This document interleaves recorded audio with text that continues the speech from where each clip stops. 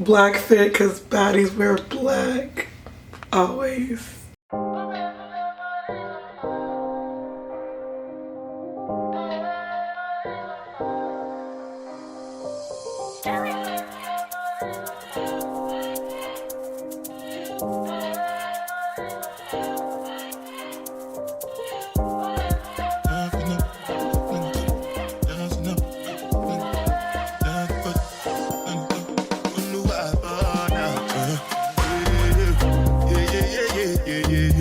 I love the bright line.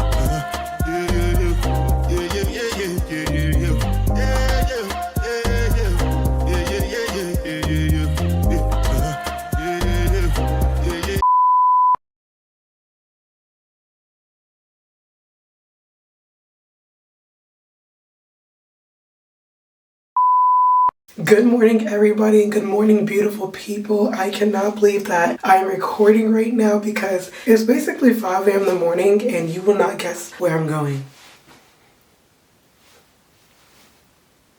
Okay, I'll tell you. Wait. Just kidding, guys. So today I'm going to Family Café and I will be staying there from Friday to Sunday. And if you don't know what Family Café, it is one, if not, I think the biggest disability conference in Florida. And when you're there, it's just basically community. So many people with disabilities will find people who have autism just like them, Down syndrome just like them, and just other disabilities, and they get to connect, and it's a safe space. One, for them to see their friends and meet new people, and two, for parents to get information about how to protect their child and what legal services they can receive. You have to understand that some parents never been around people with a disability until they had a child with a disability, or they haven't had the right resources and they finally get the resources. So that is a great thing about Family Cafe. Professor Attorney Dietz is the one who introduced me to this place, and now I'm back for part 2 with him, and I'm bringing my friend along, Wavy. So you guys are going to see Wavy and I both volunteering, but also Maite will be there, who's also one of my closest friends and from my section, and other people like Deja as well. I love volunteering because that's when you get to know people more, that's when you get to bond more, and volunteering always lets me know who I can work with in the future. Like, we worked well together, and now I know that maybe one day we could work on a client issue together, you know, things like that. But I'm excited to be going to Family Cafe because, one, this is your sign to give back. Giving back is so important, and I think it's so important to interact with communities outside of the communities you were a part of, hear their struggles, be their voice as well, help them lift their voice, and yeah, support, be an ally. I've met so many great people who have a disability, and one of the most inspirational people to me is somebody with a disability, and his name is Adam. And Adam went to law school with me, and he was part of the disability clinic with me last summer. And Adam is hard of hearing, and he got through law school and he graduated, and it doesn't get more inspirational than that. So come with me to go to Family Cafe. We're taking the Bright Line there, and at Family Cafe we'll be going over guardianship alternatives and doing forums like supportive decision making, power of attorney, and explaining to families guardian advocacy. And I'll explain all that, what it is, when we get there, and I'll see you guys soon. And if you live in Florida and you have a child or a friend with a disability, make sure you tell them about Family Cafe.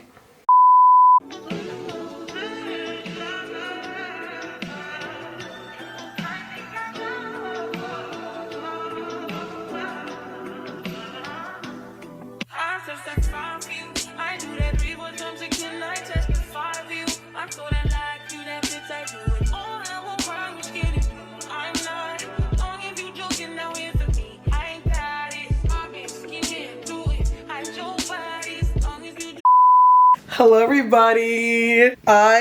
We are at Family Cafe, and like, how do you feel so far, Wavy? I'm feeling pretty good so far. I think we're doing what we need to do, helping people out. It's pretty cool, actually. It's pretty cool. I'm glad you feel that way. This is Wavy's first time going, and he already had his first client. Do you feel like, you were natural at it? Yeah, I feel like I was natural. I was just trying to make sure I was giving the right information. I had her helping me out, so But he did good for his first job, and I feel like he'll be able to do it alone after. Because that's how Family Cafe is. Like, honestly, all my friends, they went their first year, they watched one, and then they were on their own. So it's definitely learnable. I like that. Today is literally day 1. Hi guys, we're gonna walk around and show you everything that's in Family Cafe so that you can know what's going on.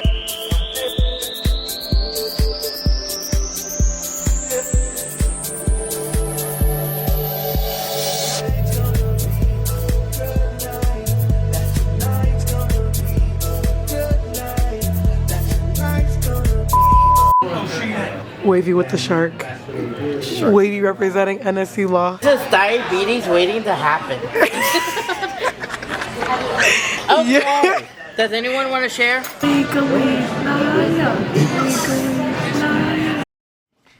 Hi everybody, Family Cafe is done for the day and it was a good day one. Now we're gonna go to dinner. Professor Deeds normally does this every year. He takes us to like Olive Garden as like a tradition, so that's where we're about to go. And I can't wait to see everybody and hang out for dinner.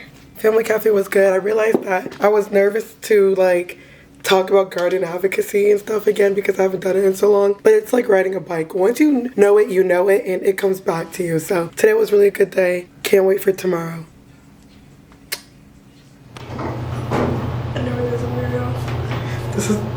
This is life. This is Mom Bod. Mom Bod still eats though. Okay.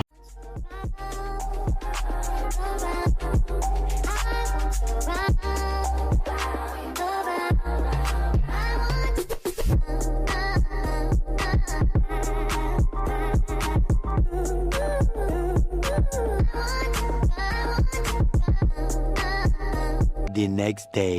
Day 2 of Family Cafe. Today I feel like it's gonna be very much more easy just because we really know what to do now and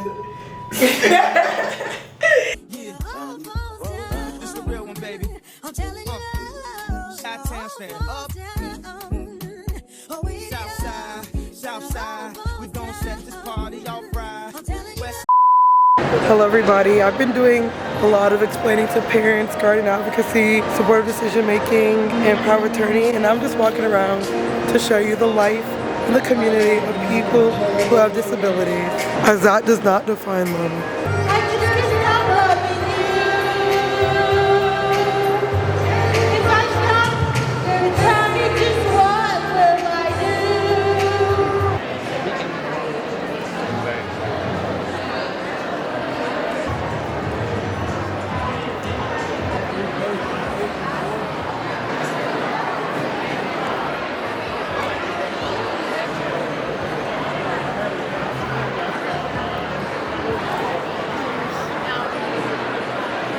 The next day.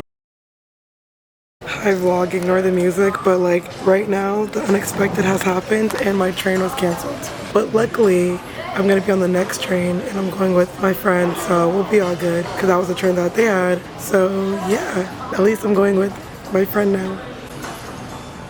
Hello everybody, I am back from Family Cafe and that was such a fun trip. Thank you Professor Deeds for inviting me and always thinking about us even though we left the disability law clinic. I just want to say if you go to Nova, join the Disability Inclusion and Advocacy Clinic. You're not just gaining an internship, you're gaining a mentor for life. And that is very valuable and very rare. As much as you put into the disability clinic is as much as you would get out of it, especially when Professor Deeds is in charge. But let's talk about Family Cafe. I said I was going to tell you guys what supportive decision making was, what guardian advocacy was, and power of attorney, and then I didn't. So let me explain by levels from least restrictive to most restrictive, and we're going to start with supportive decision making. Supportive decision making is a document, and your client is going to be the person with a disability, and families are always there because they get to choose who they want to help them make their supportive decision making with. So basically it's a document and it says whoever they want to help support them, and then it's like, this person can help support me open a bank account. This person can help support me go get a driver's license. You add whatever a person needs support with, and the most important thing about supportive decision making is that it is revocable. So the moment somebody no longer wants somebody to be their supportive decision maker, help them make decisions, the person with a disability can say no thank you, and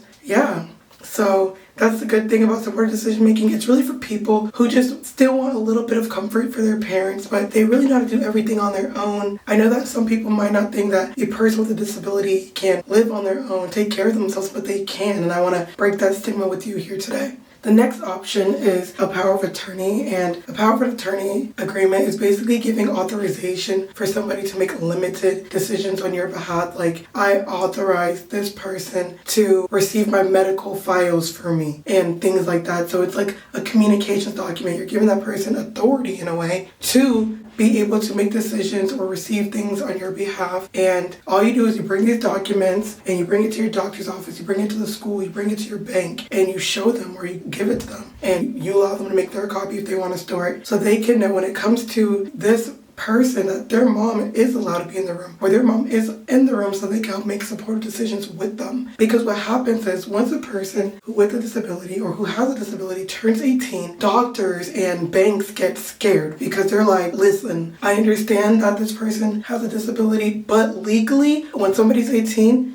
they are legally allowed to make their own decisions. So that's why it's so important for us, NSU Law, the Disability Clinic, to be at Family Café, because we teach the parents and the person with a disability their rights and that they can revoke this at any moment. And it's very important that you're transparent with them, that you don't hide the ball, and that you tell all sides the truth, because you need the person with the disability's consent to do a power of attorney, and you need their consent to do supported decision making, and they have to be able to understand the difference in what you're telling them and make their own decision. And 9 times out of 10, a lot of them are good with signing the supported decision making document or power of attorney because they're not taking it with their rights. They're just simply needing a little bit more help when they are in certain places. And I explained to them that even 18-year-olds like me, when I was 18, I needed my parents' help still to open a bank account, things like that. So there's really no difference. Now, where it gets more gray is guardian advocacy. And the reason why we talk about guardian advocacy is because most parents come to you and they're like, I need to put my kid into guardianship. Well, let me tell you what a guardianship is. A guardianship removes all personal liberties, such as the right to get married, the right to vote, the right to get a driver's license, and things along those lines. In guardian advocacy, a person gets to retain their personal liberties, like the right to vote, the right to get married. It allows their parents just to make certain limited decisions with their life, like the right to make medical decisions, the right to take residency and where they live, so medical and social aspects. So by definition, guardian advocacy is the legal process through which parents, family members, or friends of individuals with a developmental disability can obtain the legal authority to act on the individual's behalf. So what that means is basically,